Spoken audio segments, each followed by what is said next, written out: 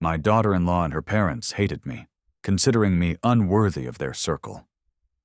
On the way to their house, I stopped to help a 70-year-old man who seemed to be having a medical issue in his car, was late, and arrived disheveled. They shooed me away like garbage, with contempt and anger. But then the man I was helping arrived, and what he said turned everything upside down.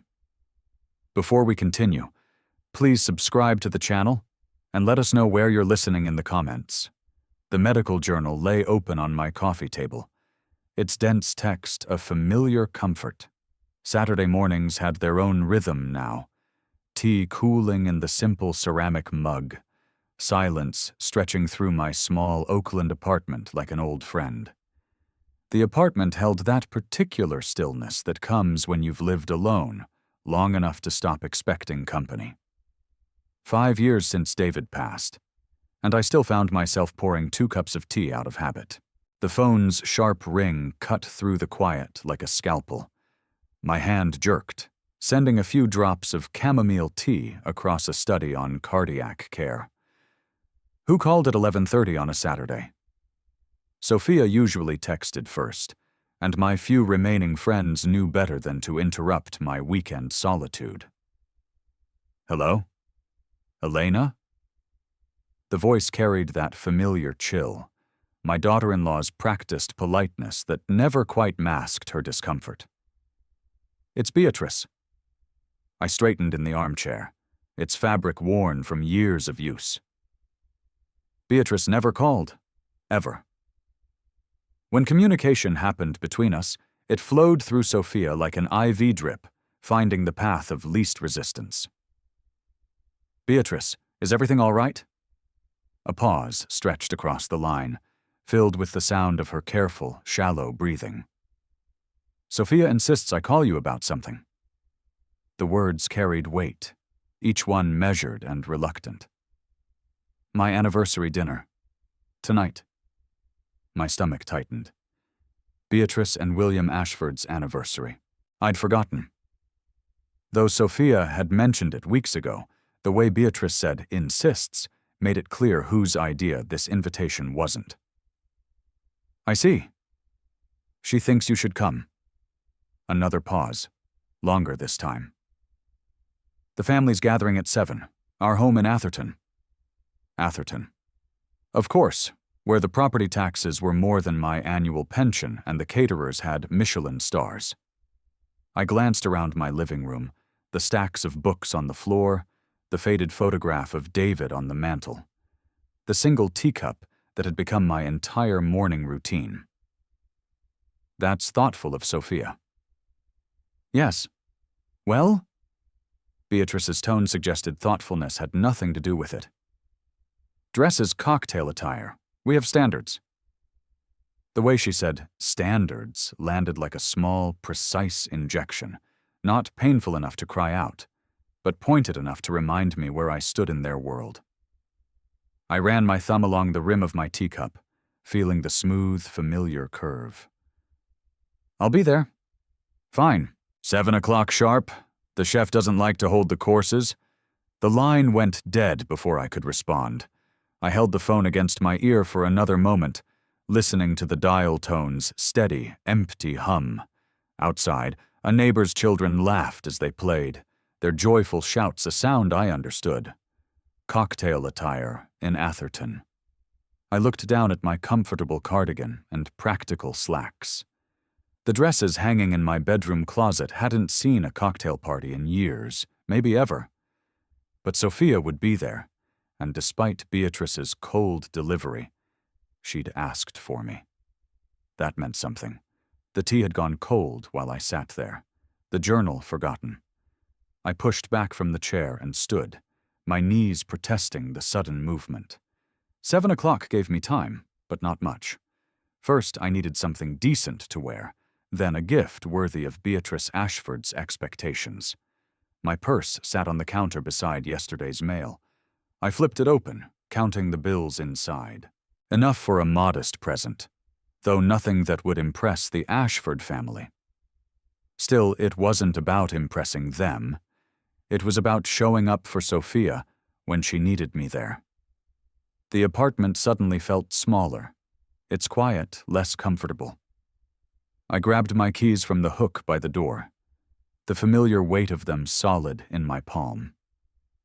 The Honda waited in its parking spot, reliable as sunrise despite its age and accumulated scratches. Time to venture into their world, armed with nothing but stubborn pride and a mother's love. 20 minutes later, I stood before my bedroom closet, water still dripping from my hair onto the towel around my shoulders. The shower had washed away the morning's stillness, but not Beatrice's words. Cocktail attire, we have standards.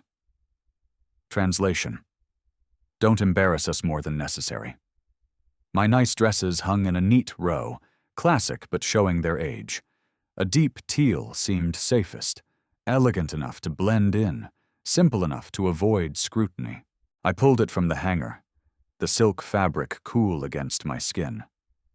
David used to say that color brought out my eyes. Now I just hoped it would make me invisible. The drive to a small boutique in Rockridge took 20 minutes through Saturday traffic.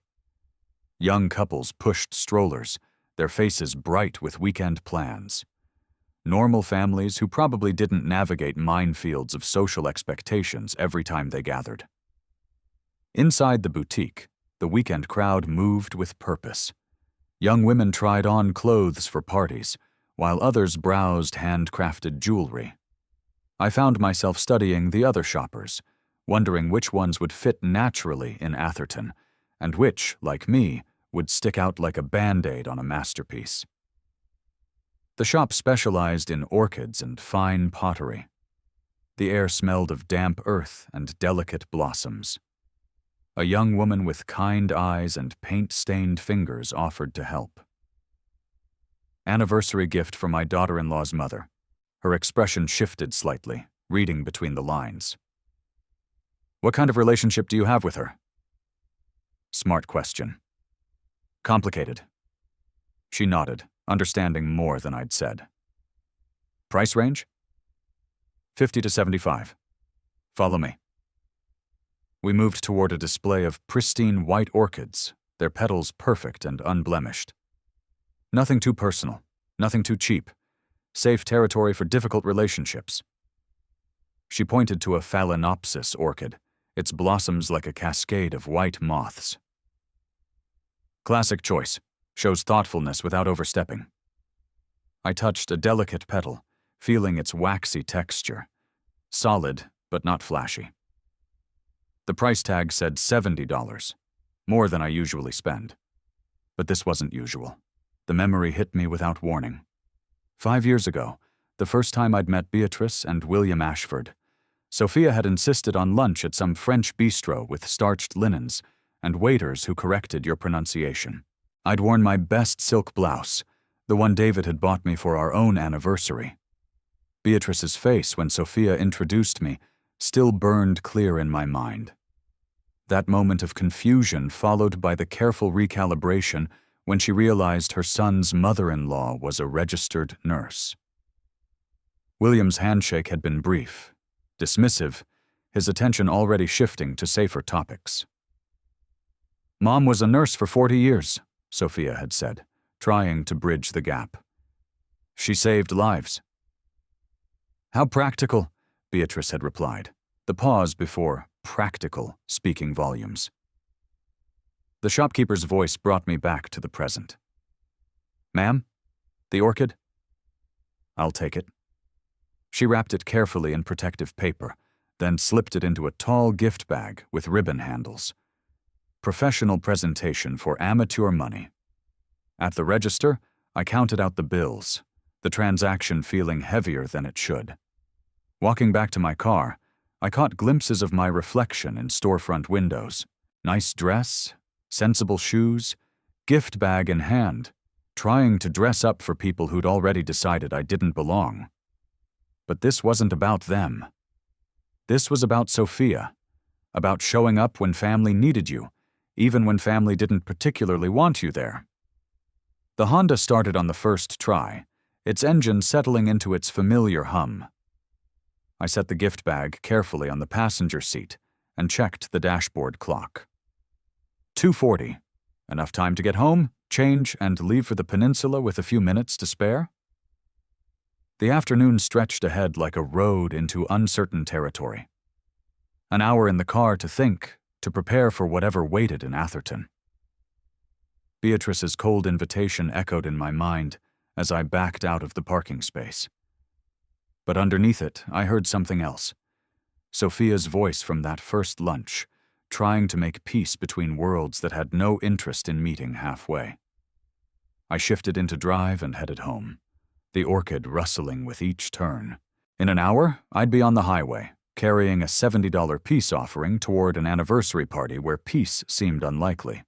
But sometimes showing up was enough. Sometimes it had to be. Interstate 280 stretched ahead like a concrete ribbon, winding through the golden California hills under an afternoon sun that made everything glow. I'd been driving for half an hour, cruise control set at 65, classical music playing at low volume. The Orchid sat secure in its seatbelt on the passenger side, my peace offering for enemy territory. Traffic moved steadily but not heavy, the typical Saturday afternoon flow of tech workers heading to dinner plans and weekend getaways. I checked the dashboard clock. 4 o'clock, exactly. Right on schedule for a 5:30 arrival, maybe even a few minutes early if I kept this pace. The vintage Jaguar appeared ahead like a dark green jewel, parked awkwardly on the narrow highway shoulder. An expensive car stopped dead. My nurse's instincts kicked in before my brain finished processing the scene. It wasn't the car that was the problem. It was the driver. An older man, slumped over the steering wheel. I eased off cruise control and guided the Honda behind the luxury sports car. The man inside was silver-haired, impeccably dressed in a tweed jacket that probably cost more than my monthly mortgage payment. He looked somewhere in his 70s, and he wasn't moving.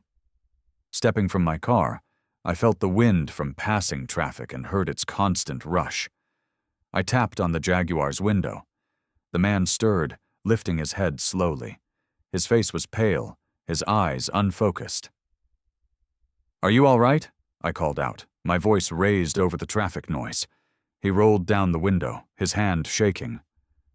I don't know. Feeling very dizzy." His voice was cultured and faint, his words slurring slightly. I moved closer, my medical training taking over. "I'm a retired nurse. My name is Elena. Can I help you?" He hesitated, weighing options. A lone man on a highway, deciding whether to trust a stranger. Smart caution. "Arthur Sterling." He extended a trembling hand. "I would appreciate any assistance." His handshake was weak, his skin cool and clammy, classic signs of a vasovagal or hypoglycemic episode. But it could be something worse. "What happened right before you pulled over?" Vision started to tunnel. Felt like I was going to pass out. I nodded, already forming a diagnosis. "Have you eaten today, Mr. Sterling?" His expression shifted from confusion to dawning realization. "No. Had coffee this morning. Been rushing all day." "Your blood sugar has likely crashed. Do you have any food in the car?" He shook his head. "Just water." "Stay right here. I have something in my car." My emergency kit lived in the Honda's glove box. Not tools, but supplies. Granola bars, juice boxes, aspirin, bandages. 40 years of nursing had taught me to carry essentials wherever I went. You never knew when someone would need help. Returning to the Jaguar, I caught Arthur studying my car with polite curiosity. A 20-year-old Honda versus a 60-year-old classic. The contrast wasn't lost on either of us. "Here," I said, handing him a juice box. "Sip this slowly." He took it, his fingers fumbling with the tiny straw. "This is going to get a little messy on the shoulder here, but I need to get you stable." I knelt on the gravel shoulder, heedless of my silk dress, and took his pulse. It was thready and fast.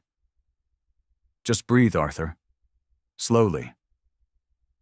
He watched from the driver's seat as I coached him through slow, deep breaths, the juice slowly bringing color back to his face.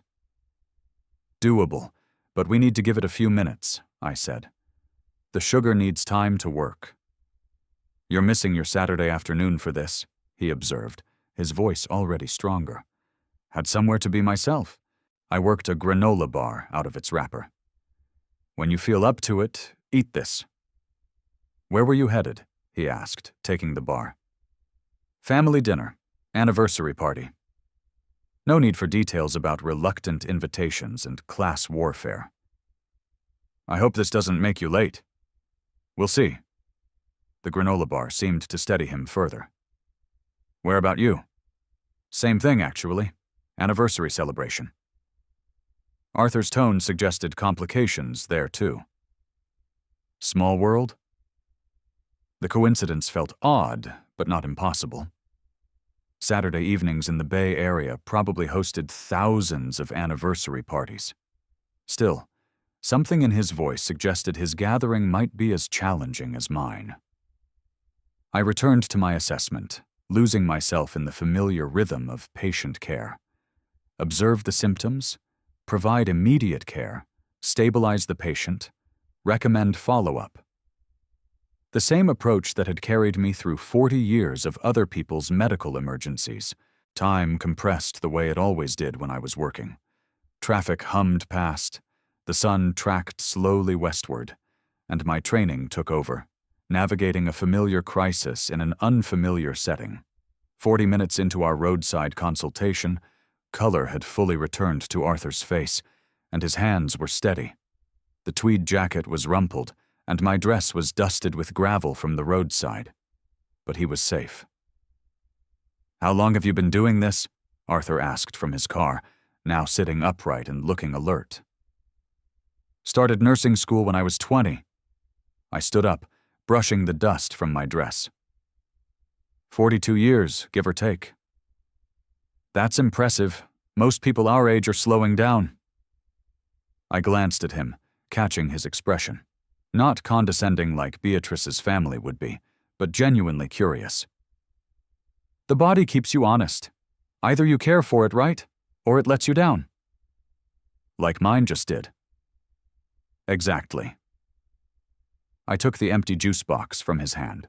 "I recommend you see your doctor on Monday, and don't skip meals." Arthur moved to get out of the car, studying the situation with interest rather than impatience. "You just happen to travel with a portable clinic?" "Just the basics. Old habits die hard."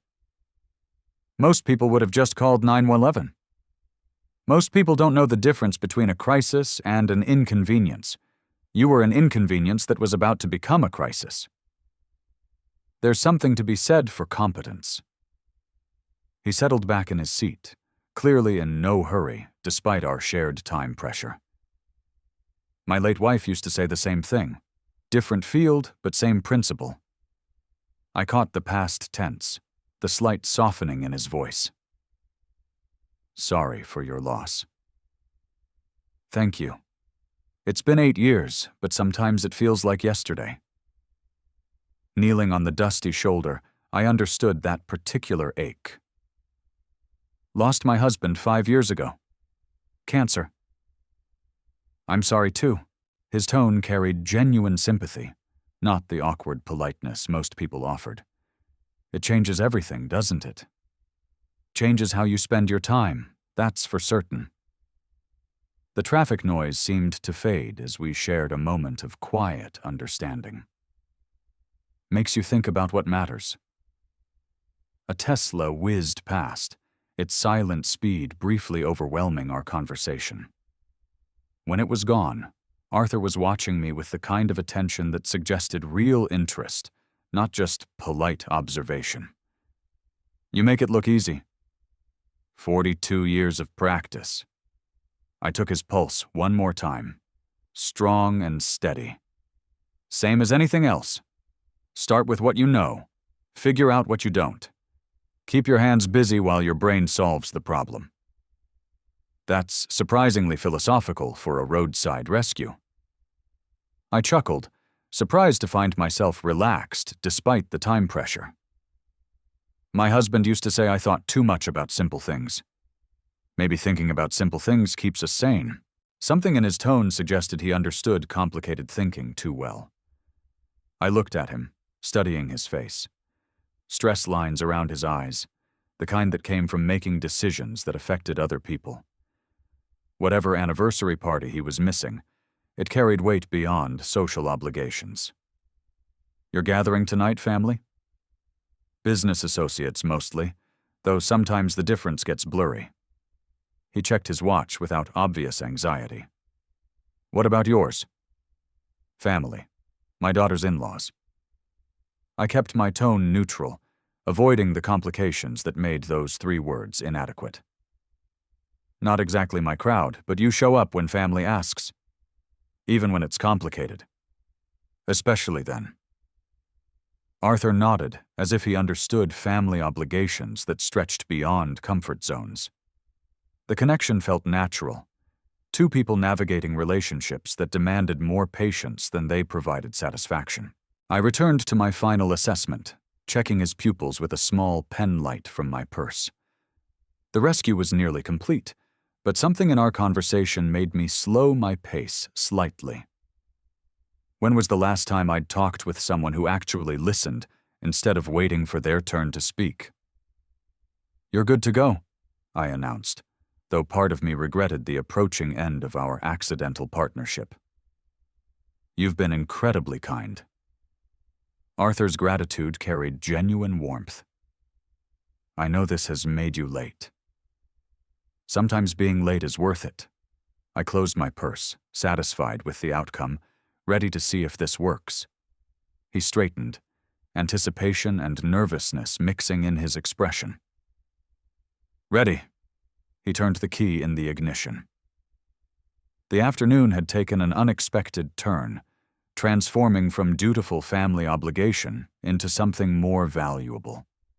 A reminder that decent people still existed in the world, even when you found them in the most unlikely places. The key turned, and the engine caught immediately, running smooth and steady. Success. The Jaguar's dashboard glowed with warm light, every instrument steady. I leaned on the open door, listening to the engine's quiet purr. Perfect. That sounds completely different, Arthur observed, a small smile playing on his lips. Should give you another 50 years at least. I stepped back, smoothing my dusty dress. Just remember to eat lunch. Arthur retrieved his wallet from the glove compartment. What do I owe you? An hour of expert care, plus the supplies. Nothing. I'm sorry? You don't owe me anything. I began walking back toward my car. Happy to help? Elena, you can't be serious. You've given up your afternoon, used your own supplies, saved me from a potential medical crisis. Sometimes people need help, that's all. He stood holding his wallet, clearly struggling with my refusal. At least let me pay for the juice and granola bar. $5 at Trader Joe's. I've got more than I'll ever use. I opened my car door. Besides, what goes around comes around. Someone helped me once when I needed it. This feels wrong. Trust me, it's not. Arthur slowly returned his wallet to his jacket, but his expression suggested the conversation wasn't finished. Then at least give me your phone number. I'd like to stay in touch. That surprised me more than it should have. You sure about that? Very sure. It's not often you meet genuinely decent people. I pulled my phone from my purse, an older model that did what phones were supposed to do without unnecessary complications. What's your number? He recited it carefully while I entered the digits, then called him immediately to confirm. His phone rang with a jazz tune, something elegant I didn't recognize. Arthur Sterling, I said, adding his contact information. There. Now you're in my phone. And you're in mine. He smiled, the first completely relaxed expression I'd seen from him. Elena Garcia, Highway Angel. Just Elena's fine. We stood there for a moment, both recognizing that our accidental partnership was ending. An hour together had created something neither of us expected. Genuine friendship forged through shared conversation and mutual respect. I hate to cut this short, but I really should get moving, Arthur said, checking his watch. I'm already terribly late. The mention of time hit me like cold water. Late. My carefully planned schedule had disappeared into a roadside rescue. Yeah, me too. I forced casualness into my voice. Where are you headed, if you don't mind me asking? Atherton. You? My heart skipped. Atherton. The same town, a place with only a few thousand residents. Same place, actually. Small world. We might see each other again. He extended his hand for a final handshake. Thank you doesn't begin to cover what you've done today. His grip was firm, warm, holding a moment longer than strictly necessary. Take care of yourself, Arthur. You too, Elena. And I mean it about staying in touch. I watched him settle into the driver's seat, adjusting his tie and checking his instruments, like someone who'd been genuinely worried about his own reliability. The Jaguar purred contentedly, every system functioning exactly as designed. From my own car, I grabbed the gift bag containing Beatrice Ashford's white orchid. The ribbon handles had wilted during the afternoon heat, but the present itself remained intact. At least I wouldn't arrive empty-handed, even if I arrived embarrassingly late. Arthur's window rolled down as he prepared to merge into traffic. Drive safely. You too. And call if you start feeling dizzy again. I will. And Elena, thank you again. For everything. He pulled into the traffic flow with confidence, the Jaguar blending seamlessly among the other vehicles, heading south toward Atherton. I waited a moment, watching his taillights disappear into the steady stream of Saturday afternoon travelers. My phone buzzed with a text message. Arthur's number appeared on the screen. Your kindness restored my faith in people. Thank you. I typed back quickly. Glad I could help. Safe travels. Starting my own engine, I felt an odd mixture of satisfaction and anxiety. The afternoon had taken an unexpected turn, transforming from dutiful family obligation into something genuinely meaningful. Arthur Sterling, a stranger an hour ago, now someone I genuinely hoped to see again. But the Ashford party loomed ahead, and I was now catastrophically late. Beatrice's cold invitation echoed in my memory as I merged into traffic, following the same route Arthur had taken moments before. Half an hour later, I turned into the winding streets of Atherton, where every hedge looked professionally manicured and every driveway showcased gates that cost more than most people's cars. The Ashford house sat at the end of a long drive, a monument to modern architecture. 3-story glass and steel, infinity pools gleaming, landscaping that belonged in a museum. I parked my Honda behind a line of luxury cars, Porsche, Bentley, Rolls-Royce. My 20-year-old Civic looked like it had wandered into the wrong dimension by mistake. The gift bag sat beside me, its ribbon handles now completely wilted, the perfect white orchid inside suddenly feeling inadequate for this level of wealth display. Walking up the slate pathway, I caught my reflection in a floor-to-ceiling window. An hour of roadside medical care had left its mark. Dust on my dress, dirt under my fingernails despite a quick cleanup, hair disheveled from the highway wind.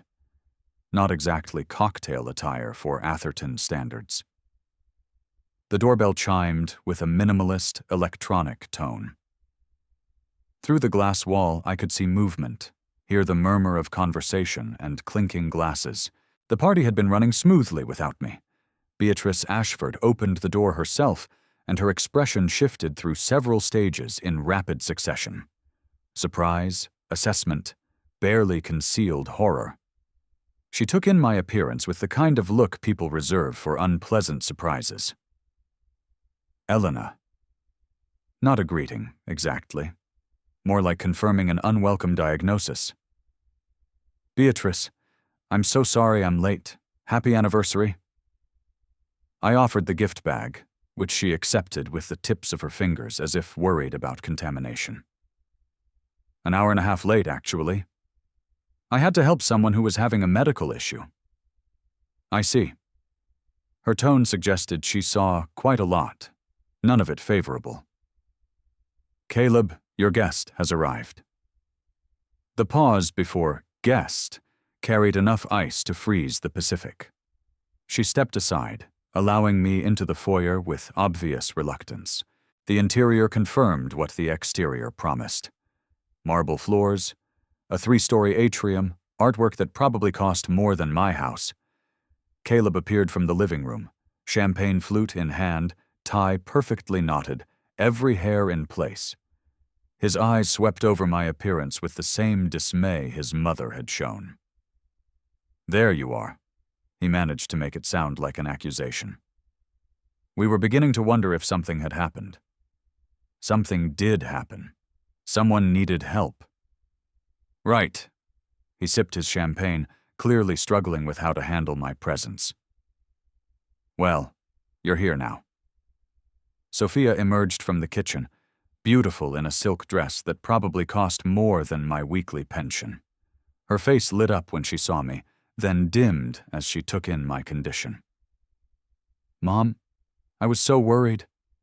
She hugged me despite my disheveled state, her gesture warm against the Arctic reception from her in-laws. Are you okay? I'm fine, sweetheart. Just got a little dusty helping someone whose car was pulled over. Beatrice's expression suggested that getting dusty was something decent people simply didn't do. Perhaps you'd like to freshen up. The powder room is... She's fine as she is, William Ashford's voice cut across the foyer as he joined our awkward gathering. Where his wife deployed ice, he preferred blunt dismissal. No point in pretending this is anything other than what it is. Sophia's face flushed. William, please. Please, what? We're supposed to welcome her looking like she just came off a shift at the county hospital, while we're entertaining actual business associates? The emphasis on actual landed like a physical blow. I felt the afternoon's good feelings from helping Arthur begin to evaporate under the weight of their collective judgment. It was just an emergency, Sophia said quietly. Mom was helping someone. Of course she was. Beatrice's smile could have cut glass. How very characteristic. Caleb cleared his throat, clearly uncomfortable with the escalating tension but unwilling to defend me. Maybe we should all just what? William's voice carried the authority of someone accustomed to being obeyed. Pretend this is normal? That showing up looking like a first responder to an anniversary party is acceptable behavior? I opened my mouth to respond, but Sophia stepped between us, her loyalty to me warring with her desire to keep peace in her marriage. She didn't know she'd be helping someone on the highway today, she said desperately. These things happen. These things, Beatrice repeated, happen to certain types of people. The words hung in the air like smoke from a house fire, impossible to ignore and equally impossible to take back. Movement toward the living room felt like walking into enemy territory. Guests turned their heads as we passed, conversations pausing mid-sentence as they took in my disheveled appearance among the perfectly groomed attendees. Crystal glasses caught the light, elegant appetizers decorated slate platters, and everyone wore clothes that probably cost more than my monthly pension. I found myself standing in the center of the room, like an exhibit, aware that every eye was evaluating my dusty dress and practical shoes against the backdrop of modern art and imported furniture. An elaborate floral arrangement sat on the dining table, a professional masterpiece that made my $70 orchid seem pathetic by comparison. Well, Beatrice announced to the room with theatrical precision, Since Elena has finally graced us with her presence, perhaps we can begin the anniversary toast. Her words carried enough venom to poison the champagne. Several guests shifted uncomfortably, recognizing the tension crackling through the formal atmosphere. I moved toward an empty chair, thinking to quietly blend into the gathering, but Beatrice's voice cut across the room like a blade. "Oh, I don't think so." The entire party froze. 20 pairs of eyes turned toward us, witnessing what was about to unfold. "If you can't be bothered to present yourself with dignity," she continued, her voice rising to ensure every guest could hear, "then perhaps you shouldn't join us at the table." The silence that followed was absolute. Even the ambient electronic music seemed to pause in shock. Sophia's face went white, her hand moving involuntarily toward her throat. "Mom, Beatrice, that's my mother," Sophia's voice cracked with desperation. "Your mother," Caleb added with calculated cruelty, who apparently thinks anniversary parties are appropriate places to display her work clothes.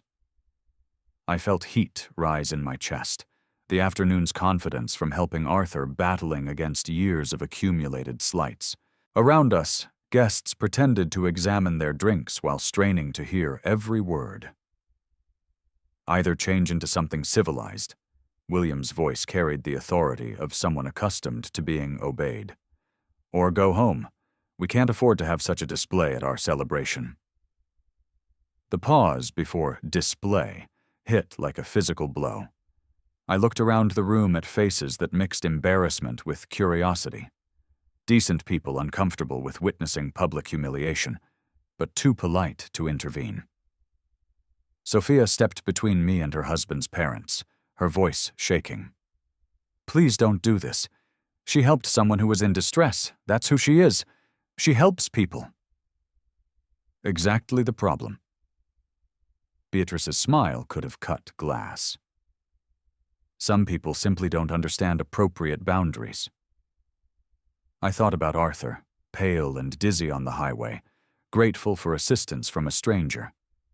The memory of his genuine appreciation stood in stark contrast to this elegant cruelty. He had thanked me for getting Dusty to help him.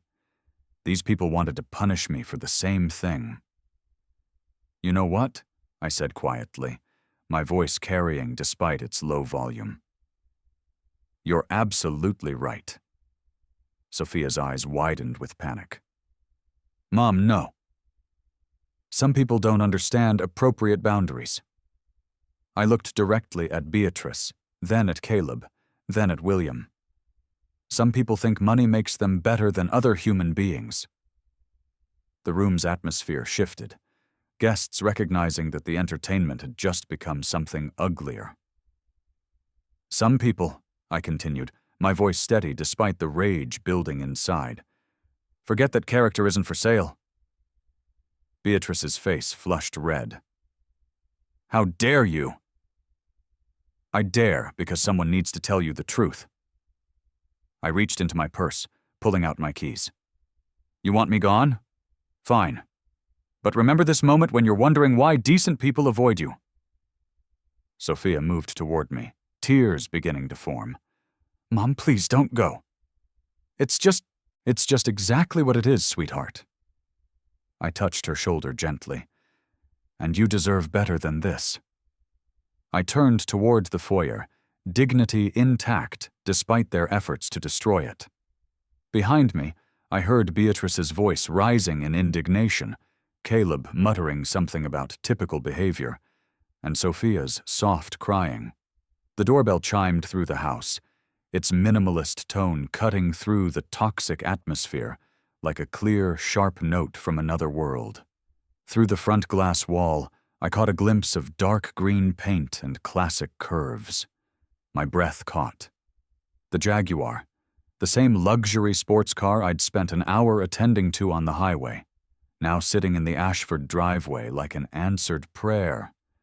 Car doors slammed outside, expensive sounds, the kind that whispered of quality engineering and substantial investment. Footsteps approached on the slate walkway, confident leather shoes clicking against imported stone. Arthur Sterling appeared at the front door, visible through the glass panels like an apparition of grace and composure. He looked exactly as I remembered. Silver hair perfectly styled, tweed jacket immaculate, carrying himself with the quiet authority of someone accustomed to respect.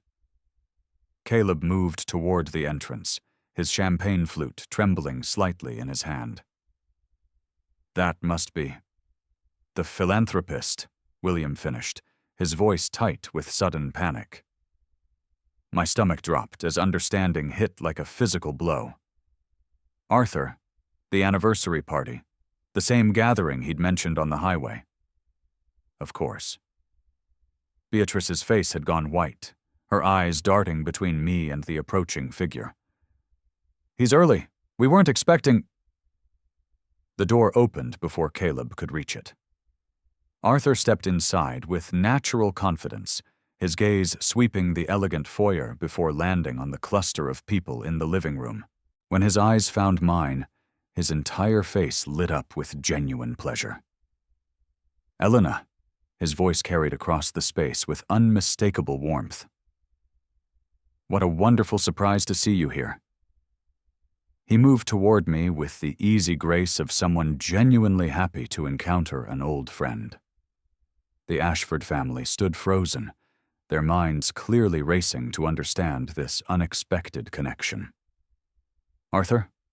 I felt my first smile in hours. "Small world. Isn't it just?" He reached me, and for a moment the afternoon's humiliation seemed to fade. "How did the rest of your drive go? I hope you weren't too late for your family gathering." Behind him, I watched Beatrice's expressions cycle through confusion, recognition, and growing horror.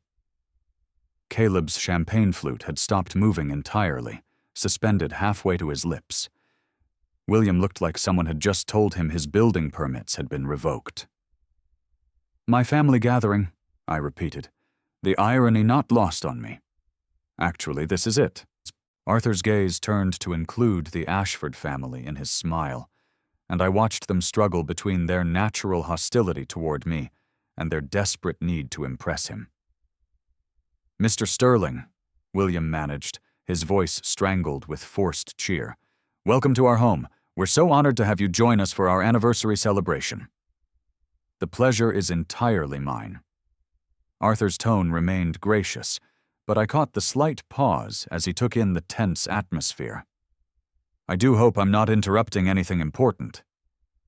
Beatrice stepped forward, her transformation from contemptuous hostess to fawning supplicant so rapid it would have been comical under different circumstances.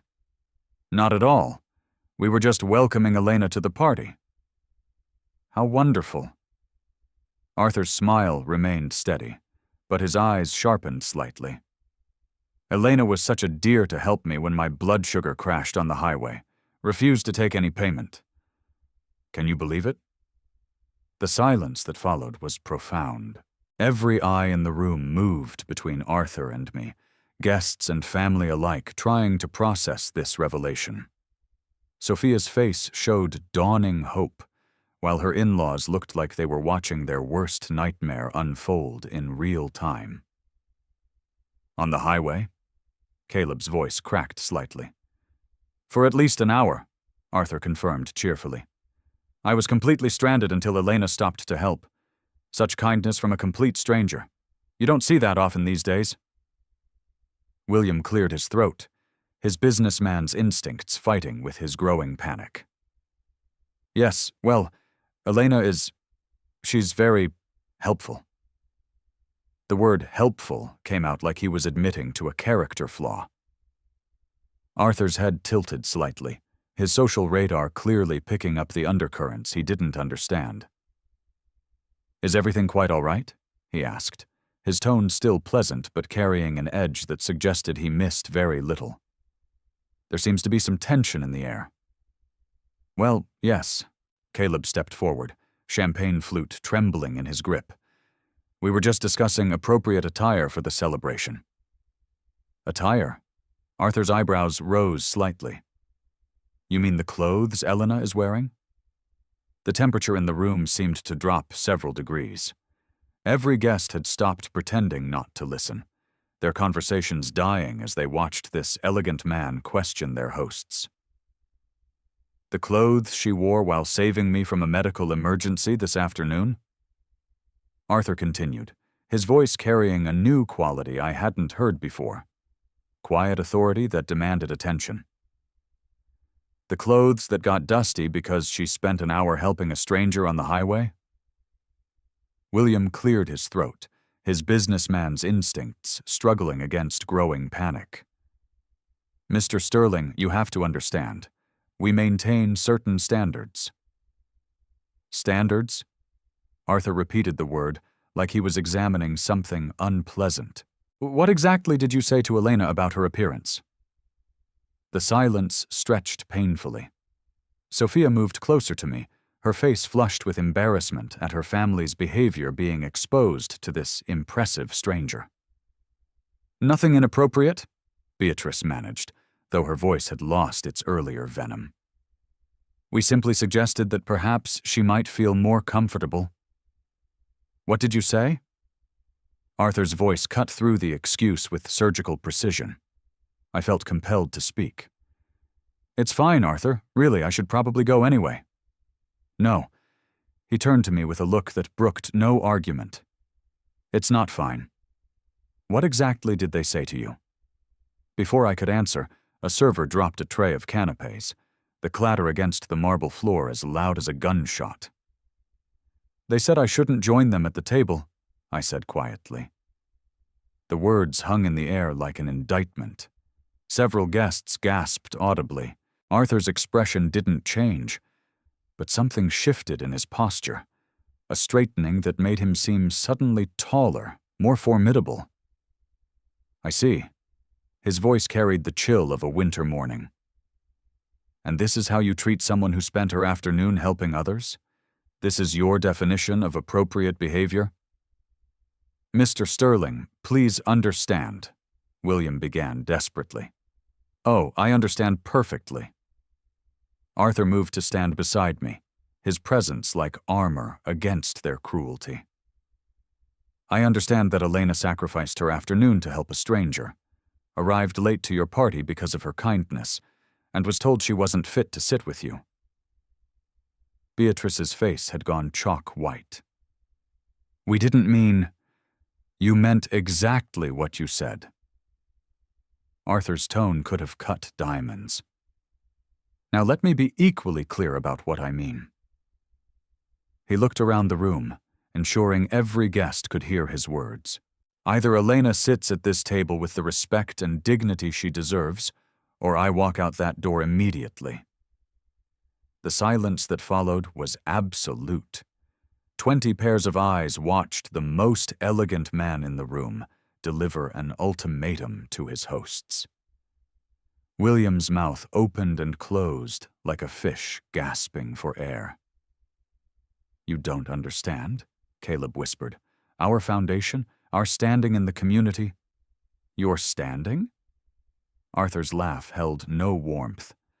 Your standing is determined by how you treat people when you think no one important is watching. And I've been watching. He turned to address the room. I've seen more character in this woman's little finger than exists in this entire household combined. Anyone who disagrees is welcome to leave with the hosts. Not a single guest moved toward the door. Sophia stepped forward, tears in her eyes. Mr. Sterling, I'm so sorry. This isn't how I wanted this evening to go. The apology should come from your in-laws, dear. Arthur's tone softened only for Sophia. You're not responsible for their choices. William and Beatrice exchanged desperate glances. Their anniversary celebration had become a moral tribunal, with their most important guest serving as judge and jury.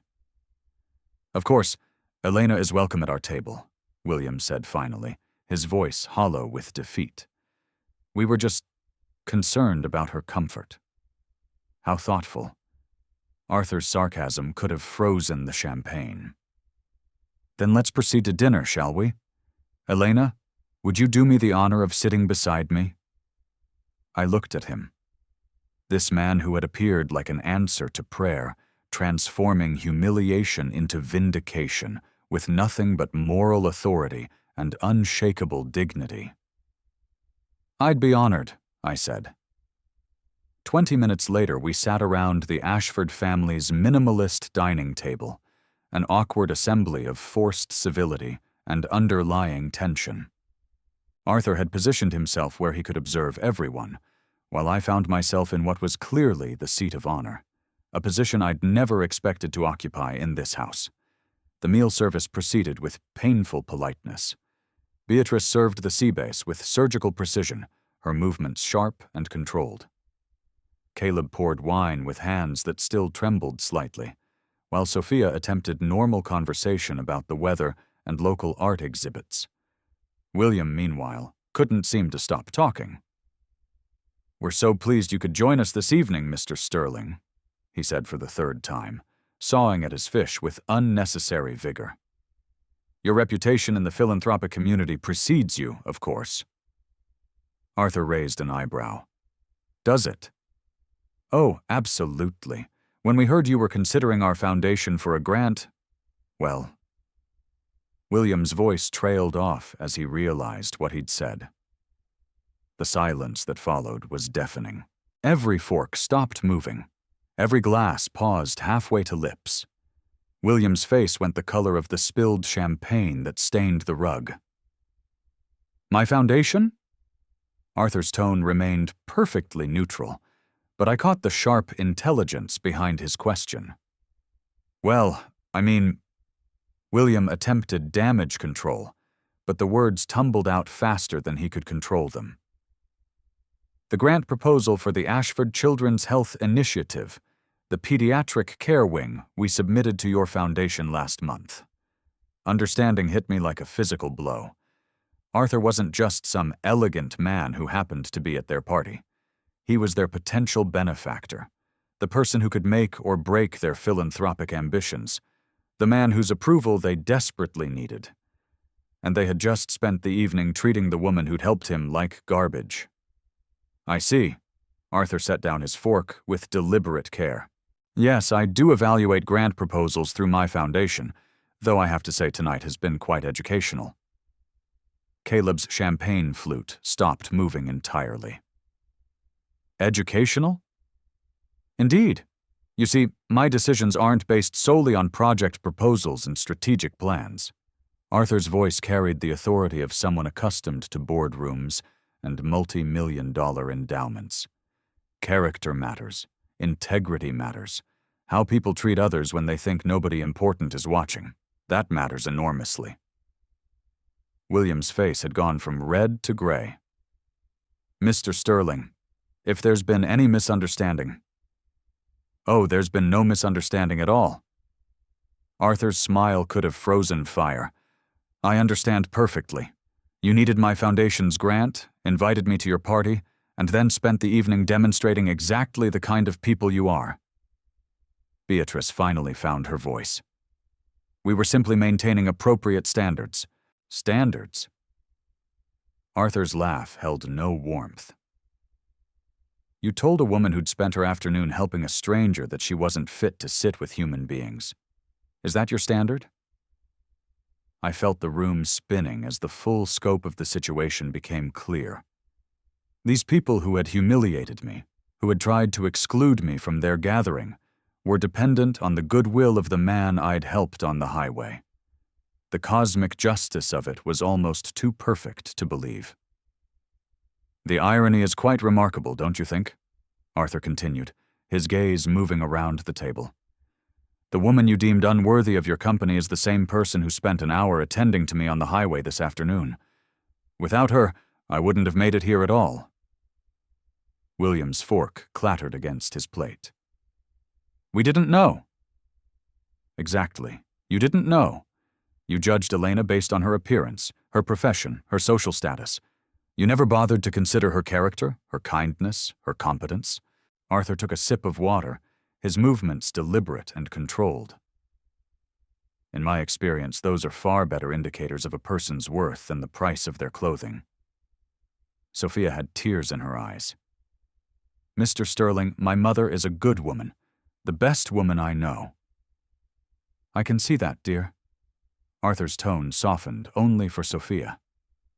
It's quite obvious to anyone with eyes to see. The question is whether your in-laws can see it. An elaborate dessert sat untouched on its platter, a culinary masterpiece that nobody seemed interested in celebrating. Around the table, the other guests maintained careful silence, unwilling witnesses to a reckoning they hadn't expected. I want you to understand something, Arthur said, addressing the Ashford family directly. Elena Garcia stopped on a busy highway to help a complete stranger. She worked for an hour in the heat, got her dress dirty, used her own supplies, and refused to accept any payment. She made herself late for your gathering because she prioritized helping someone in need. His words hung in the air like an indictment. And your response was to humiliate her for the very kindness that brought me here safely. Arthur's voice carried the weight of absolute moral authority. That tells me everything I need to know about your character. And character, as I mentioned, is crucial to my foundation's decisions. William's hands were shaking now. Mr. Sterling, please, if you could find it in your heart to reconsider. Oh, I'm considering many things right now, Arthur replied, his tone suggesting the considerations were not favorable.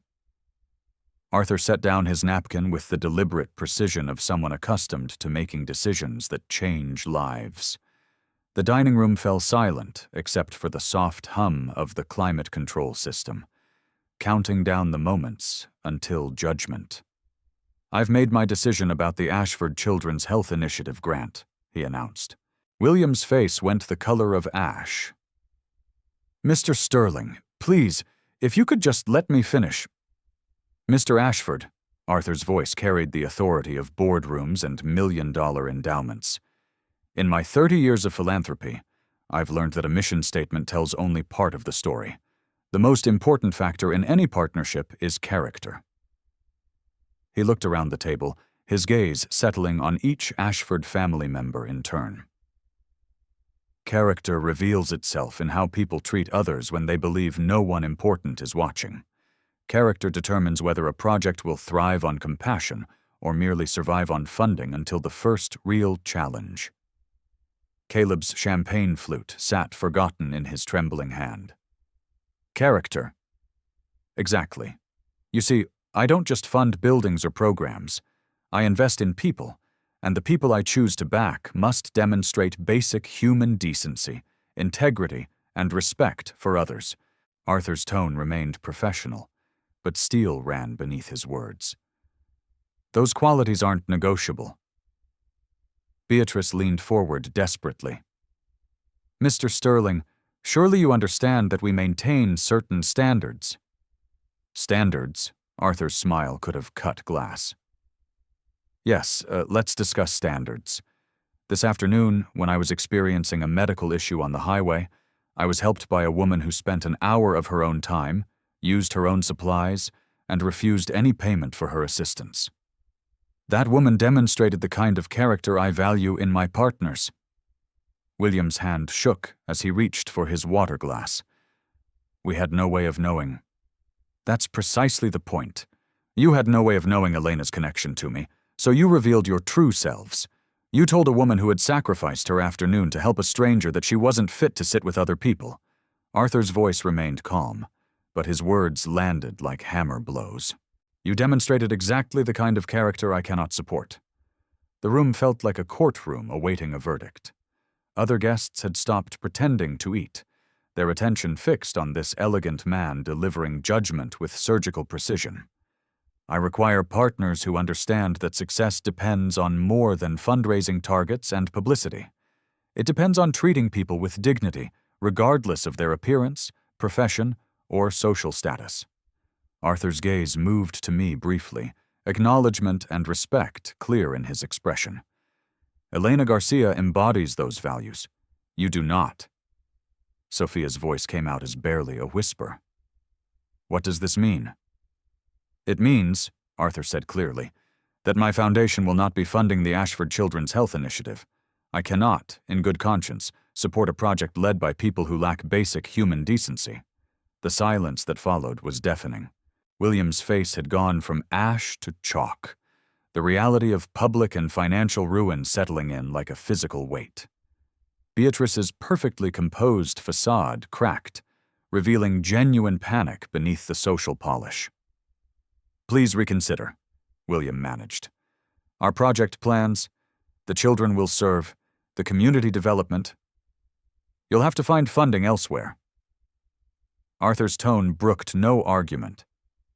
"I've seen enough tonight to know that any partnership between us would be fundamentally incompatible with my values." Caleb set down his champagne flute with shaking hands. "But we didn't know about your connection to her. And that's exactly why this decision is easy." Arthur's smile held no warmth. "You treated Elena poorly because you thought it didn't matter, because you believed there would be no consequences for cruelty. That tells me everything I need to know about your character and judgment. Unravel." I felt something shift inside my chest, a lightness I hadn't experienced since David passed. Not triumph, exactly, but the profound satisfaction of seeing justice served. These people who had tried to humiliate me, who had deemed me unworthy of basic respect, were facing the consequences of their own behavior. "Character isn't something you can turn on and off based on who's watching," Arthur continued. "It's who you are when you think it doesn't matter, and tonight you showed me exactly who you are." The Ashfords' philanthropic empire, built on connections and status dependent on grants and goodwill, crumbled in that elegant dining room with the efficiency of a controlled demolition. 3 decades of social climbing and wealth accumulation undone by 15 minutes of revealed character. "I hope," Arthur said, standing with natural grace, "that this experience teaches you something valuable about how to treat other human beings, though I suspect the lesson will be expensive." The anniversary dessert sat untouched on its platter, a culinary masterpiece that no one had any appetite to enjoy. Standing in the foyer 10 minutes later, I retrieved my coat from the closet while Arthur gathered his things. The Ashford house felt like a crime scene now, beautiful surfaces hiding the wreckage of exposed character and collapsed dreams. Sophia appeared beside me, her eyes red from crying. "Mom, I'm so sorry. I never wanted—" "I know, sweetheart." I pulled her into a gentle hug. "None of this is your fault. You're caught in the middle of something you didn't create. What am I supposed to do now?" "Be yourself. That's all any of us can do." I kissed her forehead. "You're better than this, Sophia. Don't let their bitterness change who you are." Arthur waited patiently by the door, his presence a calm anchor in the emotional storm.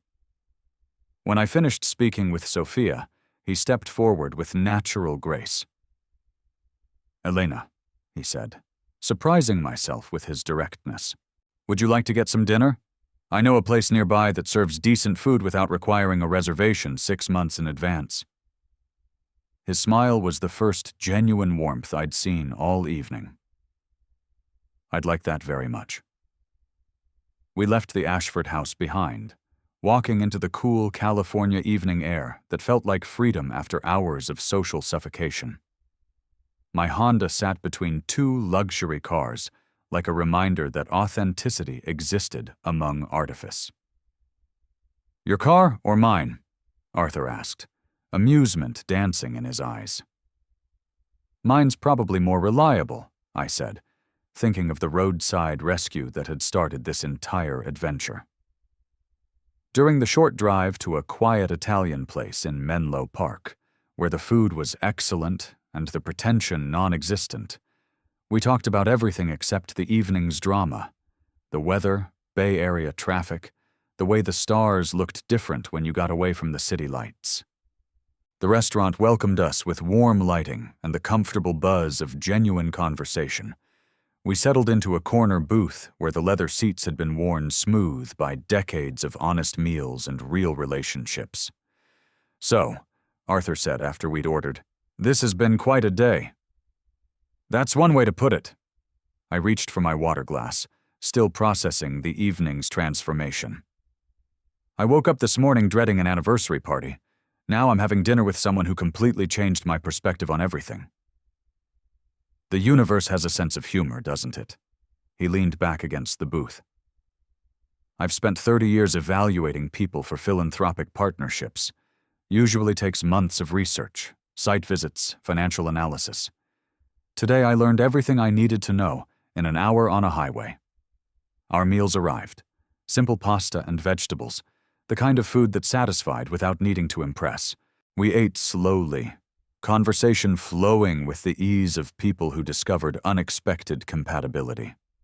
"Can I ask you something?" I said, twirling pasta on my fork. "Why does character matter so much in your foundation's decisions?" Arthur considered the question while he chewed thoughtfully. "Because everything else can be taught or hired, project management, fundraising, community outreach, you can bring in consultants for those. But character, integrity, the way someone treats others when they think it doesn't matter." He shook his head. "That's who people really are. And I've learned that bad character eventually destroys every good mission." The Ashford family learned that lesson the hard way tonight. "They'll survive," Arthur said without malice. "William will find other donors, though probably not on terms as favorable as mine would have been. Beatrice will adapt her social status to match their reduced circumstances. Caleb will keep his job and perhaps learn something about choosing sides." "And Sophia?" "Sophia will be fine. She has something her in-laws lack, genuine kindness. That'll carry her through whatever comes next." We talked for nearly 2 hours, covering everything from medical ethics to art history to the small pleasures that made life worthwhile. Arthur had grown up in modest circumstances, built his success through shrewd judgment and hard work.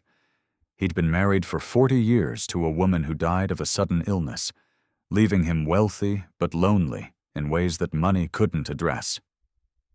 "Friends become more precious as we get older," he said as we finished our coffee.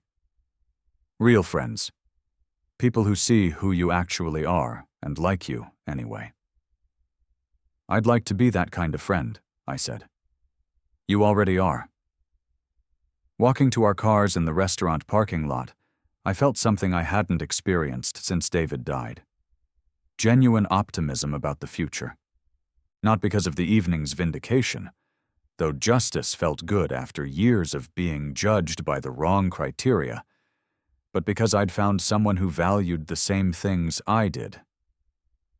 "Elena," Arthur said, stopping beside his Jaguar. "I want you to have my personal phone number, not the office line, my actual number.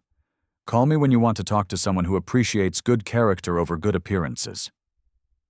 I programmed his number into my phone, right below Sophia's contact information. "You realize you're going to hear from me regularly?" "I'm counting on it." Driving home through the quiet streets of the peninsula, I reflected on the day's impossible journey. From a roadside rescue to moral vindication to genuine friendship. David would have loved Arthur. 2 men who understood that kindness mattered more than status, that helping others was its own reward. My phone buzzed with a text message. Arthur's number appeared on the screen. "Thank you for reminding me that good people still exist. Looking forward to our friendship." I typed back, "Thank you for seeing something worth defending. Drive safely." The apartment waited for me, small and modest and exactly what I needed, but it no longer felt empty. Tomorrow would bring new possibilities. Coffee with a friend who valued character, conversations with someone who understood that dignity couldn't be purchased. Sometimes justice arrives wearing an elegant tweed jacket and driving a vintage Jaguar, armed with nothing but moral authority and the power to recognize authentic human worth. If you liked this story, please like this video, subscribe to the channel, and share your impressions of this story in the comments. To listen to the next story, click on the box on the left. Thank you for watching.